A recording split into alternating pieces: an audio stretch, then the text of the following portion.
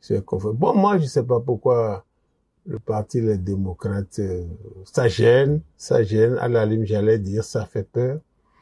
Mais il n'est pas bon qu'on se fasse peur dans le pays. Donc, moi, je crois que ce que le maire a dit, j'allais dire ce qu'il a raconté, ça ne me convainc pas.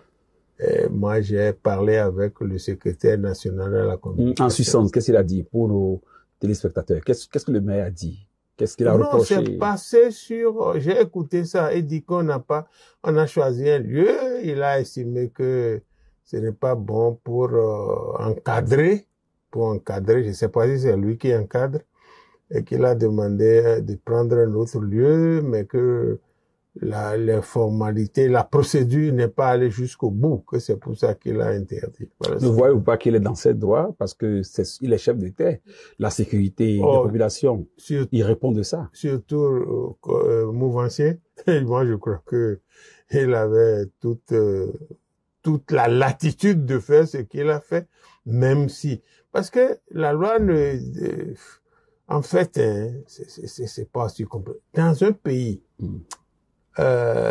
s'il n'y a que la mouvance, bon, je sais pas si on serait pas au Rwanda ou on serait Non, il n'y a pas que la mouvance. Aujourd'hui, il y a l'opposition. La preuve, moi, comme député de l'opposition. C'est pour ça que je dis qu'il faut laisser l'opposition s'exprimer, se déployer. Et comme l'a dit quelqu'un, quand on fait l'exclusion, ça amène des problèmes. On va revenir sur son cas tout à l'heure. D'accord. Ça doit être au siège du parti pour dénoncer quoi concrètement? Non, moi on n'est pas allé dénoncer. On est allé expliquer. Pour moi, par exemple, j'ai fait la lecture du code électoral avec nos militants. Bon, et on a des activités. J'ai fait la lecture du code électoral et comment on se prépare pour les élections. Voilà. C'est pas pour aller prendre les branchages et entrer dans les rues, talons loués. Non, on a dépassé ça. C'est pas ça. Oui, tout à l'heure, vous avez voulu même me dévancer en évoquant une partie de la sortie du président Mbeki. Vous savez tout ce que cela a suscité. Vous, qui êtes une icône de la classe politique, vous n'êtes pas que de l'opposition. Quand vous avez écouté Adrien Mbeki, quel sentiment cela vous a donné? J'ai aimé. Vous avez aimé? J'ai aimé Maître Adrien Mbeki dans ses propos et à travers ses propos. Je l'ai aimé parce que vous savez, tout le monde est conscient. Tout le monde est conscient qu'on a des prisonniers politiques. Tout le monde est conscient qu'on a des exilés politiques. Je vais vous donner un tout petit exemple d'exilés politiques. Oui. Mais j'ai noté, ancien ministre, on lui reproche une infraction commise alors qu'il était ministre. On devait le faire juger par la Haute Cour de justice. On l'a fait juger par la Criette. Vous voyez que c'est des choses pas bien. Mais il y a des voies de recours à ça. Oh, quelle voie de recours? Quelle est la voie de recours? Quand vous êtes devant la Criette, vous allez dire voie de recours. Non, est-ce qu'il a commis cette infraction quand il était ministre ou bien c'est bien après? Parce que des informations que nous avons reçues, il a été question d'une fuite d'informations alors même qu'il n'est plus au pouvoir. Mais c'était pendant qu'il était ministre. Il a fait fuiter cette information? Il n'a pas fait fuiter. Bon, l'information a fuité et par quelqu'un de très proche à lui, on le lui a attribué, on a mis la pression. Non, c'est pas quand il était ministre, hein. Il était peut-être député. Non. Les faits oui. que rapporte l'information, c'est lié à quand il était ministre. Quelque chose s'est passé quand il était ministre. Mais, je crois, pour les informations reçues et étudiées à notre rédaction, que c'est la fuite, la sortie de l'information. Parce que c'est au moment de ce pouvoir que la fuite a été effectuée. Et c'est cette fuite qui est attaquée aujourd'hui devant les tribunaux. Il était déjà parti du ministère. Oui. Il n'était plus ministre. Il ne pouvait plus être responsable des informations qui sortent des ministères. Et si quelqu'un a cité ton nom, ce qui était le cas? Si quelqu'un a cité son nom, comme celui qui a usé de ses relations pour sortir ces documents. Mais c'est des trucs liés à la période où il était ministre. Non, ce débat, on aurait pu le mener devant une cour constitutionnelle indépendante. Malheureusement, on n'en a pas. Donc, moi, je crois que C'est un détournement de procédure qui a amené à la criette. Ça, moi, j'en suis convaincu. Oui, revenons à l'intervention de Maître Adrien Ngouedji. Non, j'ai dit que j'ai été content, j'ai été heureux de l'entendre, de ce qu'il a dit. Parce qu'il y a des détenus politiques. Bon, les grosses pontes, c'est Madame Rekiat Madougou, c'est le professeur Aïvo. Mais il y en a plein d'autres, des étudiants qu'on a pris pendant les... Et qui ont été libérés pour la plupart. Oui, mais pour la plupart, pas tous. Qu'on a pris pendant les votes de 2019, de 2020, bon, pendant des trucs, des procédures d'exclusion qu'on les a pris. Moi, je crois que ce que Maître Ngouedji a dit, cela va en droite ligne de l'apaisement. Parce que... De l'apaisement. De l'apaisement. Oui, pour la députée, quand il dit que après une condamnation, après un procès et des condamnations, quand il dit de Olivier Bokor qu'il est la victime, qu'il s'agissait d'un faux complot, lui qui est avocat, qui a occupé de grandes fonctions de ce pays, est-ce que cela vous a fait plaisir, vous? Je n'ai pas entendu dire que le cas de Bokor était un faux complot. Il a dit. Non, moi j'ai pas entendu. Il a dit qu'il y a de faux complots, qu'il y a de vrais complots. Mais il n'a pas attribué les faux complots au cas Bokor. Mais parlant du cas Bokor, j'ai écouté les réquisitions du procureur spécial. Mais je n'ai pas retrouvé la participation de Bokor à ce qu'on reproche à Homeki, par exemple. Bon, Homeki aurait. Mais il semble que Homeki n'a pas les moyens et chaque fois on fait référence à Bokor. Ces cadres d'AF ou comptables sont intervenus et ont dit les montants qu'ils ont déposés au domicile de Ozar Homeki. Est-ce que vous ne créez pas parler là comme un ami de Ngouedji ou bien un ami de Olivier Bokor? Non, je n'ai pas suivi ces aspects-là. Mais dans les réquisitions du procureur, ce que j'ai retenu essentiellement, c'est bon, Olivier Bokor et Homeki sont ou seraient des amis, et tout ce que Homeki faisait, il prenait les sous chez Olivier Bokor. C'est globalement ce que j'ai retenu. Bon, maintenant, les preuves que vous apportez que... Non, pas nous. Bon. Les preuves apportées par le ministère public, le ministère spécial. D'entrée de jeu, quand le procureur spécial de la Criette a prononcé, a dit qu'il y avait, non, même bien avant qu'il y avait complot. Bon, les déclarations sur les sommes, NCA, on a mis 105 millions, je ne sais plus combien sur un compte. Après, c'est NCA qui demande, c'est tout pour moi. Non, le procès l'a révélé.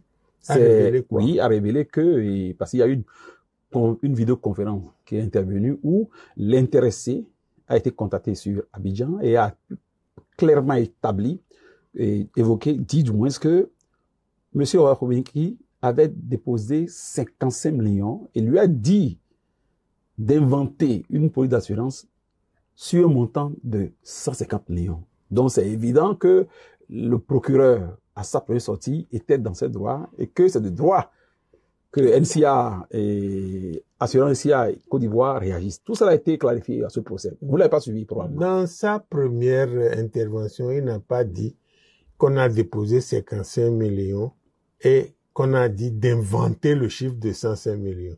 Il a affirmé. Non, le procureur spécial, dans sa déclaration, j'ai dit que ce que vous lui reprochez, à sa déclaration, a été clarifié au cours du procès. Vous n'avez pas suivi ce procès?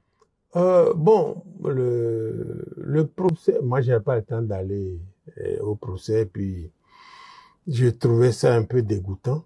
J'ai pas y suis allé. J'ai écouté les réquisitions du procureur.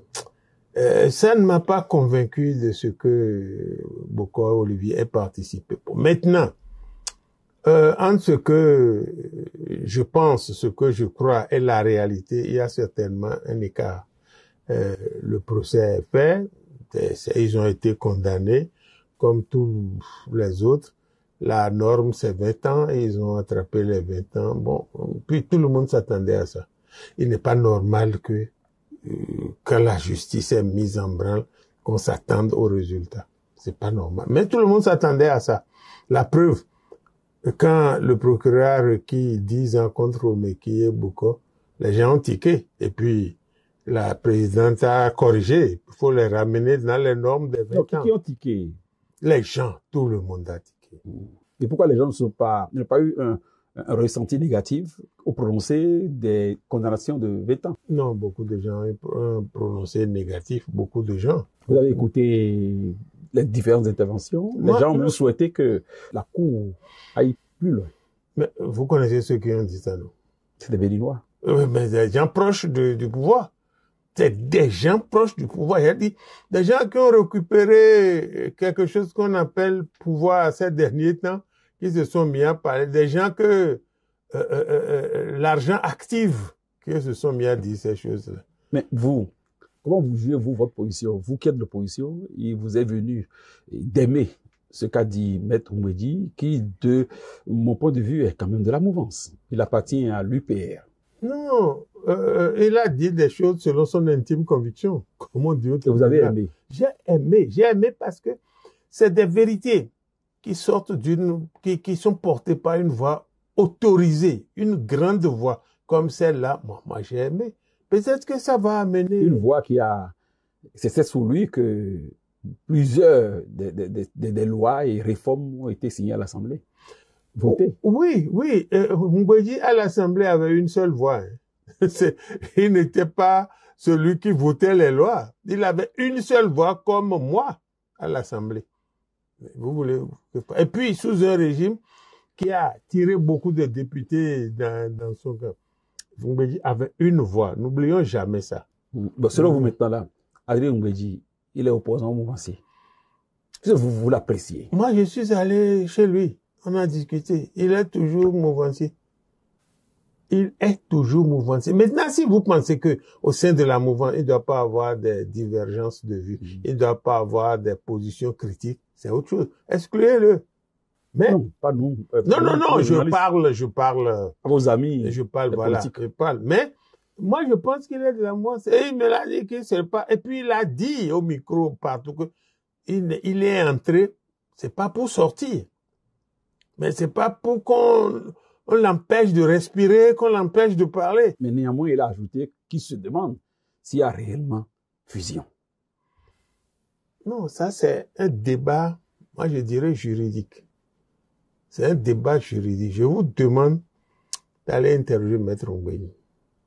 On va faire la requête à son endroit. C'est un débat juridique. Et je crois que les grandes têtes de l'UP qu'on appelle haute direction politique, voilà la dénomination, ils doivent savoir pourquoi il a dit ça. Moi, je ne sais pas. Une dernière question, préoccupation sur le cas Adrien Oumbédi. C'est quoi cette relation, cette amitié subite et décrite, enfin, illustrée par vous, votre présence à son domicile et celle du président Boni Yayi? Bon, Yayi Boni a fait le tour de tout le monde. Bon, je ne sais pas si les déclarations de Maître Oumbédi l'ont intéressé aussi. Bon, peut-être, je n'en douterai d'ailleurs pas. Mais moi, je suis allé à son domicile à cause de ces déclarations. Je suis parti lui apporter mon appui. Je suis allé lui apporter mon appui. C'est vrai qu'on a discuté d'un peu de tout. Mais quand il a fait la déclaration et qu'on lui a jeté par derrière les chiens de garde qui ont commencé à le vitrioler, qui ont commencé, comme dit Sarkozy, à le vitrifier, moi, j'avais trouvé normal d'aller lui dire, mais dans ce combat, de sortir les prisonniers politiques, de faire revenir, tu n'es pas seul. Et puis, je l'ai dit, j'ai fait une émission avec Madame Pissou. J'ai dit ça, bien avant Maître Oumbédi. Donc, il est tout à fait normal que quelqu'un qui épouse ma position sur la question, que j'aille le soutenir. Et puis, je me dis, on est d'accord, on est en communion, en phase, voilà. Sur cette question, on est en phase. Et Je dis, pour la République, les questions essentielles n'ont pas besoin de mouvance et d'opposition. Oui. Ne pensez-vous pas qu'il était préférable, sinon plus sage, que Berthe Mbedji, à qui le président Talon a rendu récemment une visite, ne pourrait-il pas se rapprocher de son jeune frère et de poser avec acuité la question du retour des exilés, de la sortie des autres qui sont en prison? C'était plus intéressant. Oui, mais quand le président Talon est allé le voir, est-ce qu'il y a eu un communiqué à la fin? Vous ne savez pas de quoi ils ont discuté? Vous ne savez pas de quoi ils ont discuté. Peut-être que, en mal de parler, de reparler, ben, il a voulu voir si cette méthode ne peut pas prospérer, c'est tout. Donc, quand le président Talon est allé chez lui, personne ne sait ce qu'ils se sont dit. Donc, moi, je crois que s'il se répétait ces propos-là aujourd'hui, je retournerai à son domicile encore pour lui dire bravo. Nous avons survolé la question de condamnation sans même l'avoir évoquée. Donc, je vais évoluer directement sur la question de l'éventualité d'une république. Non, la Constitution qui a été votée, je crois nuitamment, précise qu'il n'est pas question d'une nouvelle république. Moi, je crois que dans un pays, il faut s'en tenir au test. Il faut s'en tenir au test. La Constitution dit qu'il n'y a pas de troisième république. Bon, je ne sais pas pourquoi. C'est la Constitution qui l'a dit. Oui, la Constitution l'a dit.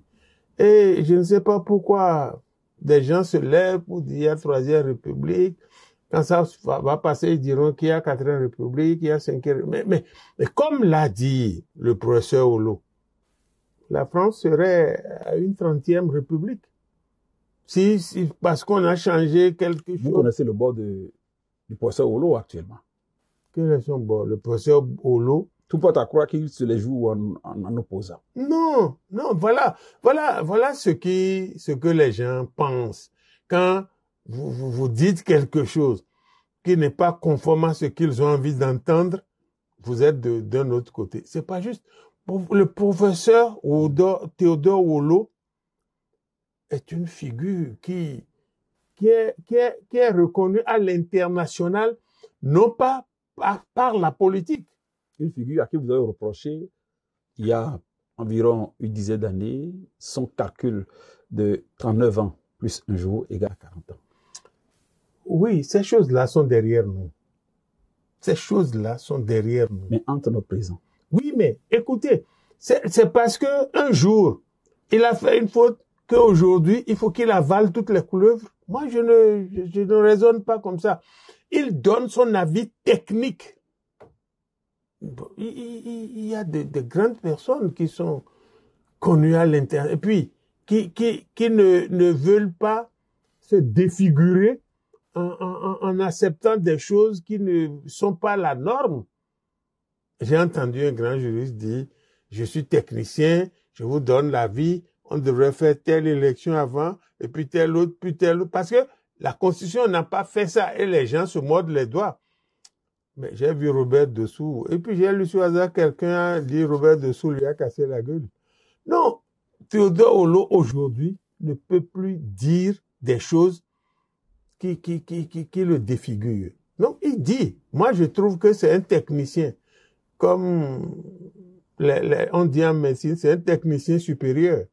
Il donne ses impressions sur certaines choses aujourd'hui. Bon, maintenant, si on doit retourner au passé de chacun, cher ami, les gens qui pensent être propres, très propres aujourd'hui, si on retourne dans le passé, c'est pas bon pour, ce n'est bon pour personne. Oui, vous avez écouté le docteur Bettencourt sur la question? Non, Monsieur Takou, oui. Je voudrais vous dire que j'évite de l'écouter. Bon, il y a eu un pasteur, un autre qui est juriste de formation, 7 ans à l'université, rien que consacré au droit. Il avait écrit un livre sur les incohérences de la Constitution de 2019 et lui aussi a reconnu que cela débouche inéluctablement à une nouvelle Constitution. Et par conséquent, à une nouvelle république. À une nouvelle Constitution et par conséquent à une nouvelle république. Vous l'avez suivi aussi? Non, j'ai suivi un peu ce qu'il a dit. Mais est-ce que la Constitution adoptée et votée n'est pas au-dessus de tous ces débats-là? C'est comme ça que moi je vois la République. Laquelle constitution l'opposition dit revenir la recadrer quand elle va occuper le fauteuil présidentiel? D'accord, d'accord. Ça, je vous dis que je suis d'avis. Mais aujourd'hui, c'est cette constitution qui nous gouverne. On s'en tient à cette constitution parce que... Mais elle a touché les fondamentaux. C'est quoi les fondamentaux? D'abord, le décalage. C'est ça les fondamentaux? Bon, évidemment, vous êtes venu, vous avez postulé ou candidaté comme député sous cette constitution, non? Oui. Alors que si les préalables évoqués avaient été respectés, vous n'avez plus le droit d'être candidat. Je ne connais même pas les préalables. Mais si on n'est pas candidat, cela n'arrête pas la République. Si on n'est pas candidat. Mais je dis, si le test de la Constitution nous interdisait à nous, démocrates, d'être candidats, on ne serait pas. Mais en 2019, on n'a pas été candidat. Le ciel a continué de tourner autour de la Terre. Maintenant, si on a interprété, construit des phrases pour qu'on empêche l'opposition, nous allons protester. Mais la République va continuer de tuer. Ce que je dis, je concentre ça autour de la République. La Constitution, rien que la Constitution. Oui. Si la Cour constitutionnelle, qui a été saisie de plusieurs recours, dit aujourd'hui que, compte tenu des grandes modifications subies par nos fondamentaux, qu'il y a question d'une nouvelle République. Non, j'espère que la Cour constitutionnelle ne descendrait pas jusque-là. Mais si elle le dit, qu'est-ce que nous pouvons? Nous allons respecter, nous allons contester, mais la loi reste la loi. La loi reste la loi. Mais ça m'étonnerait que, je l'ai dit quelque part, le président de la Cour constitutionnelle, un juriste vraiment d'un niveau très élevé, Vous lui jetez des fleurs afin qu'il puisse... Non, je ne lui ai pas, là-dessus, ma dernière émission, je lui ai pas jeté que des fleurs. Même si je lui ai jeté des fleurs, c'était des fleurs avec des épines que je lui ai jeté. Des roses. Ouais, voilà, des roses. Donc, moi, je crois que si la Cour le fait, ce serait pas normal. Ce serait irrégulier. Ce serait faux. Mais les décisions de la Cour sont sans recours. Et comme nous savons que tout ça, là, toutes ces institutions sont inféodées au président de la République, on ne serait pas surpris. Voilà, député. Et le bruit court qu'au sein de votre parti, les démocrates, vous serez en train de vous préparer pour le choix de votre candidat. Évidemment, le temps qui nous reste n'étant pas suffisamment long, est-ce que c'est vérifier cette information? Oui, mais écoutez, le président Yahi a voulu qu'on ait un candidat de consensus. Ça, il veut qu'on ait un candidat de consensus. Et lorsqu'on a posé le problème, il dit, mais chacun n'a qu'à réfléchir à son niveau. On n'en est que là. On n'est pas encore retourné pour faire le débat autour de certains. Non, on n'est pas encore retourné. Mais c'est normal. Maintenant, nous ne sommes pas comme les autres. Les autres n'ont aucune marge pour aller réfléchir et amener. On leur trouvera leur candidat. Mais nous, le président Yahi, il a fait des expériences, il a estimé qu'il faut qu'on aille réfléchir et que on va discuter autour. Donc, ça, il a lancé cette idée. Et moi, je réfléchis à celui que je vais soutenir. Oui, vous qui connaissez le président Boni Yahi, pour lui avoir refusé sa requête de vous avoir comme ministre dans son gouvernement. Aujourd'hui, par la force des choses, vous êtes ensemble. Est-ce que vous pensez qu'il vous laisse les coups de franche pour réfléchir réellement? Non, je ne veux pas faire de procès d'intention au président Yahi. Et j'ai refusé d'entrer au gouvernement en 2008. Ça fait, je ne sais pas combien de décennies là. Donc, l'homme change. L'homme change, l'homme évolue. Moi, je crois que le président Yahi Boni a beaucoup évolué, beaucoup changé. Surtout avec les choses qui lui arrivent, les coups qu'il reçoit sur la tête, sur... Et qu'il donne aussi. Ah, il en donne? Moi, je sais pas. Yahi Boni n'a enfermé personne à son domicile pour 2 mois. Bon, en fait, moi, je sais pas s'il en donne, mais je sais qu'il en reçoit suffisamment. Et ça lui donne des leçons. Il discute beaucoup Et maintenant, comme vous dites qu'il ne va pas laisser les coudées franches, on verra bien. Moi, on ne fait pas de procès d'intention. Si ça arrivait. Je présage que ça n'arriverait pas. Si ça arrivait, Oui. ça va créer un malaise. Ça va créer un malaise au sein du parti. Bon, mais on verra. Mais en attendant tel que c'est parti, on pense que ça n'arriverait pas. Oui. Comme vous aussi, la mouvance en face de vous est aussi en train de travailler et à faire le meilleur choix, pour ne pas dire que le président va leur choisir un bon candidat. De qui avez-vous peur? Est-ce que c'est de Diogbinou, qui a de meilleurs atouts, de Romia Wadaï, qui est de jeune premier avec assez d'atouts, de Lucas Trokbo, qui n'est pas des moindres, ou quelqu'un, ou bien même le président lui-même, s'il la nouvelle république en arrivait à être déclarée, il aura l'obligation de ses compatriotes de se porter pour un second mandat. Dans ce rôle-là, vous avez peur de qui, principalement? L'obligation, le président Talon aura l'obligation. Oui, c'est le peuple qui le dit, ses amis, tels que Bertin Kovi et les autres. Bertin Kovi, c'est le peuple. Mais il porte la voix du peuple. Lui, il n'est pas député comme vous. Bon, je ne veux pas opiner sur ce que Bertin Kovi dit. Je ne veux pas opiner là-dessus. Vous l'évitez. Bon, il y a des choses, des débats que je ne veux pas faire, que je ne veux pas faire, et des débats que je ne veux pas faire avec certaines personnes. Donc, vraiment, je ne veux pas opiner là-dessus.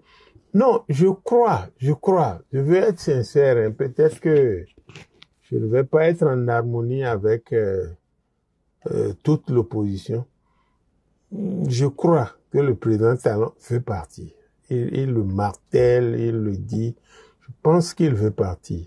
Bon, maintenant, s'il se ridiculise en voulant rester, ça va être dommage pour lui.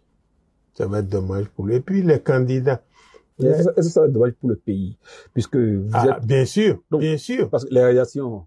Non, quelle réalisation? Quand vous parlez de réalisation, Oui.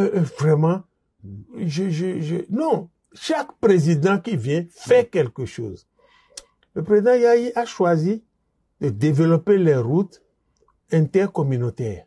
Il en a construit les routes, il en a construit suffisamment.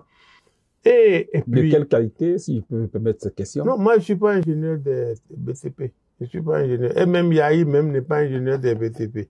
La voie construite par lui, qui va à son domicile de Parakou, quelques années après, déjà... Non, c'est pas lui l'ingénieur. C'est pas lui l'ingénieur. Mais c'est sous lui. Bon, sous lui, d'accord, mais c'est pas lui l'ingénieur.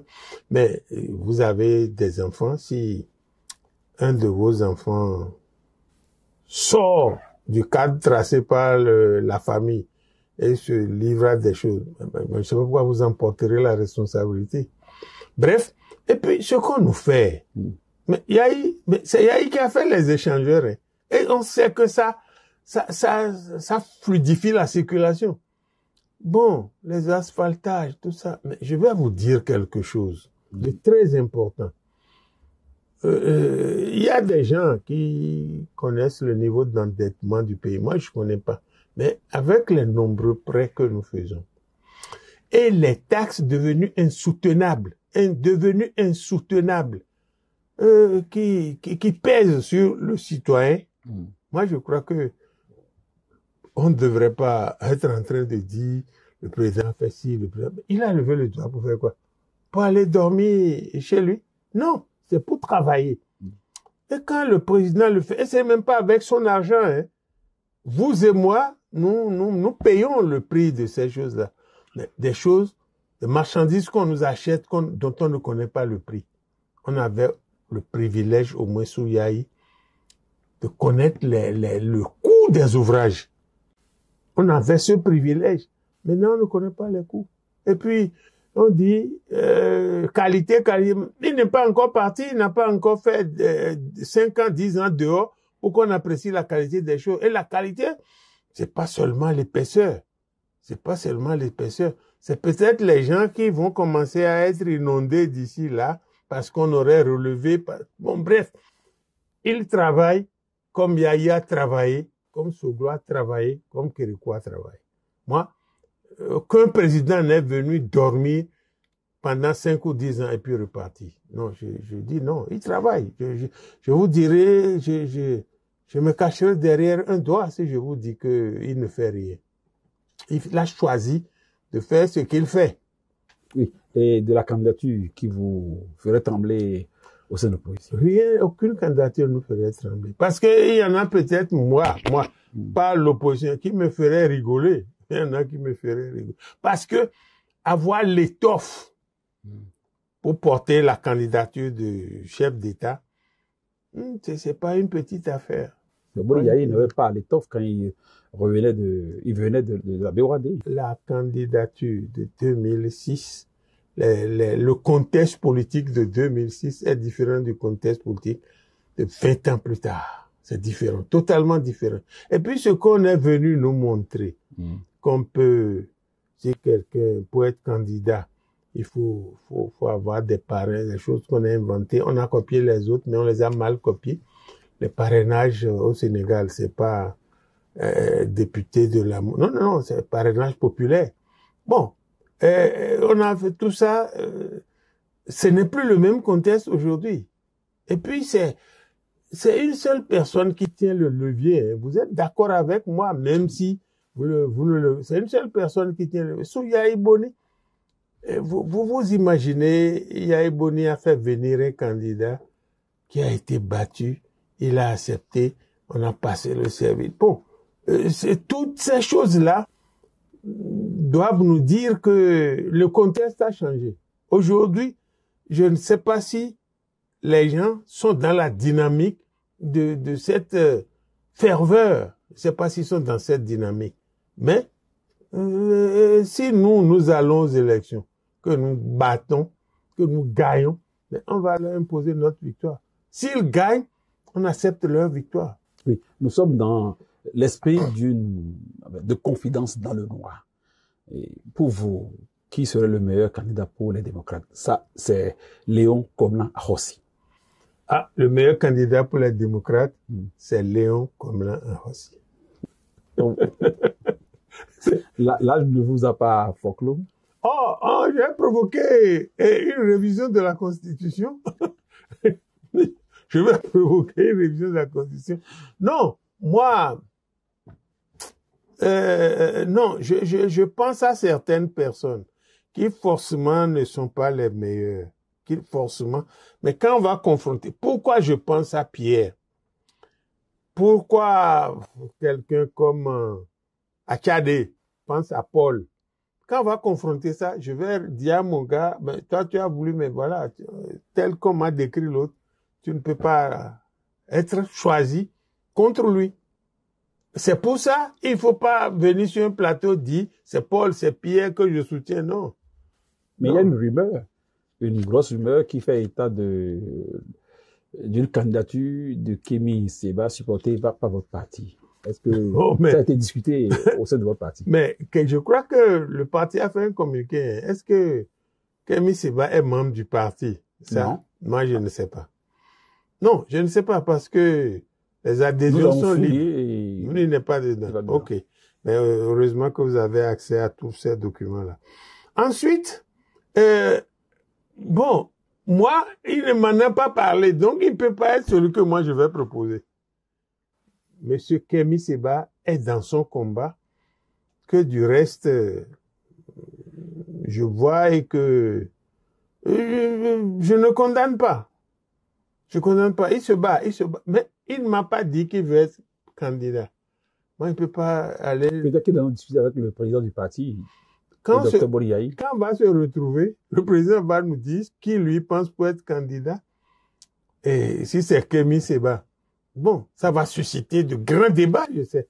Parce que, avec tous les cadres et tous les gens qui sont candidatables, et puis qu'on aille chercher quelqu'un parce qu'il est populaire, tout ça, on va faire... Je vous ai posé la question pour voir l'attachement que vous avez au test par rapport au code électoral. Parce que, à lire les exigences du code électoral, quelqu'un comme ça ne peut être parachuté pour être candidat d'un parti régulier tel que le vôtre. Pourquoi vous pensez à ça? Le chef de l'État est Membre de quel parti? C'était avant. Non, c'est bon, mais la Constitution. Et puis le code électoral, ça se résume à quoi? Leur code là, ça se résume à quoi? Votre code, parce que vous êtes à l'Assemblée quand ça a été voté.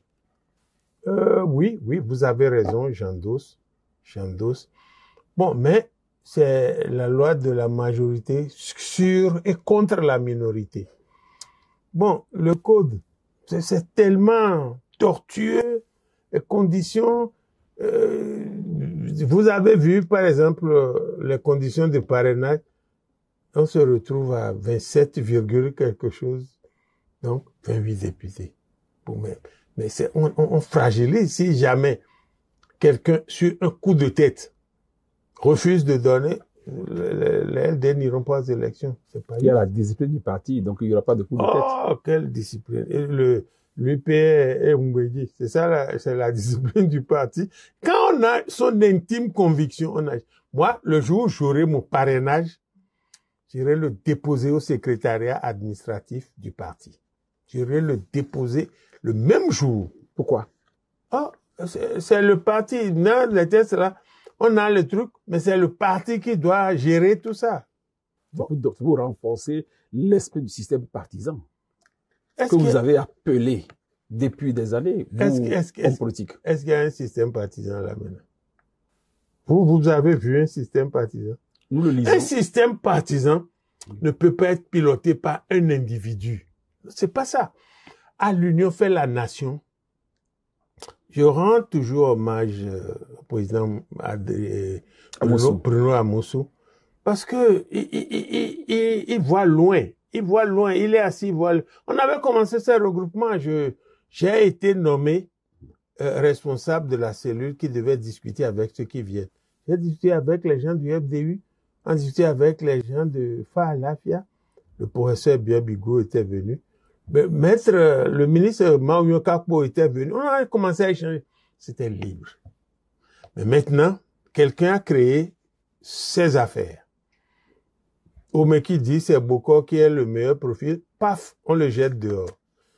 J'ai commencé à lire sur les réseaux sociaux que c'est à Dambi, le pauvre. Paf, on l'a jeté dehors. C'est ça? C'est à ça que se résume le système partisan. Mais il faut laisser les gens parler. Le moment venu, à Dambi, on a beau parler de... Si on ne lui donne pas les parrains, il va faire quoi? Il peut pas être candidat. Au lieu de dire, dès qu'on peut candidat, paf, quelqu'un se lève, il jette. Mais est-ce qu'on a un système partisan? Est-ce qu'on a ça? À Dambi, on le jette du bloc républicain, on le jette du gouvernement. Je ne sais pas si lui-même a dit qu'il est candidat. Je doute. Non, jamais dit qu'il est candidat. Alors, parce qu'il est d'une certaine facture politique à Dambi. C'est pas chose là. Mais les autres commencent à dire, et voilà tous les coups qu'il a. Il a reçu des coups de matraque en bois, en fer.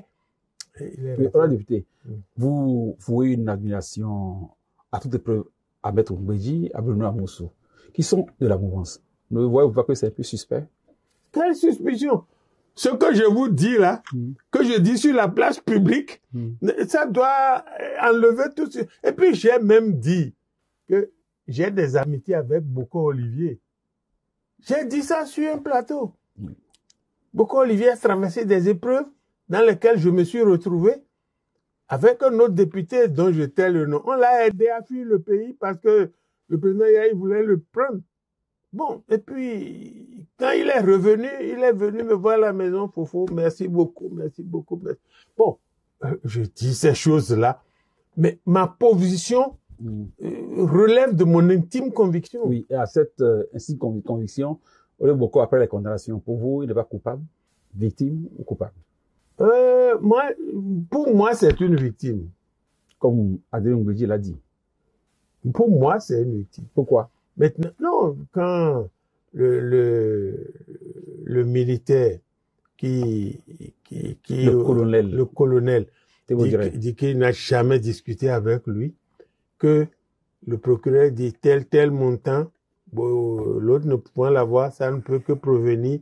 Quand j'ai écouté tout ça, et que je sais que Olivier Bokor avait des ambitions présidentielles. Qui vous en a parlé? Bien sûr. qu'il sera candidat. Que ça l'intéresse. Il n'a pas dit qu'il sera candidat. Il l'a pas dit à son ami, pour ne pas dire son patron. Il lui a pas dit ça. Oh, son patron sait. Son patron sait qu'il avait cette ambition. Peut-être ils en ont discuté, il lui a dit ne fais pas, je sais pas. Mais, bon, moi je lui ai donné mes conseils. Tu es trop proche du chef de l'État. Discute avec lui. C'est ce que moi je lui ai dit. Merci, honorable député. Nous sommes déjà au thème de cet entretien, malheureusement. Est-ce que vous avez un mot de fin à l'endroit de la jeunesse et aussi bien de la mouvance que du parti de l'opposition? Est-ce que vous avez un message? Non, pas particulièrement dans l'endroit de la jeunesse. Moi, je suis plus jeune. J'ai un message à l'endroit de notre peuple, de s'armer de courage. De s'armer de courage et de ne pas sortir du cadre tracé par nos tests. Il ne faut pas chercher à sortir de ce cadre-là. Parce que vous sortez de là, on va interpréter ça comme on veut. Bon, j'ai regardé le code pénal, hein. L'article, j'ai pas retenu, 194, je sais plus, j'ai pas retenu, qui fait condamner les gens à 20 ans, un cycle de 20 ans, dit de 10 ans à 20 ans. C'est la preuve d'ailleurs que c'est pour ça que le procureur a requis le minimum, 10 ans. Je dis, il faut pas que les gens s'exposent à ces choses-là. Il faut pas qu'ils s'exposent parce que nos amis de la criette, ils sont habitués maintenant, ils sont habitués aux histoires de 20 ans. Moi, je voudrais Ils donnent souvent aussi 5 ans, 2 ans, ils en donnent. Non, pas ça, c'est les gens qui ont volé le poulet dans le quartier. Encore qui ne jugent pas ceux-là, la criette. Oh, c'est une façon de schématiser les choses. Quand c'est un débat qui intéresse le patron, vous verrez, faut reconsulter les trucs. Et puis aussi, je vais leur lancer un appel que le juge rend les décisions selon son intime conviction. Je ne sais pas si leur intime conviction, c'est 20 ans toutes les fois.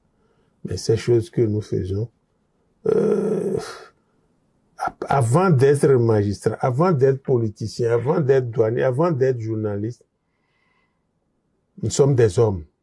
Nous sommes des hommes.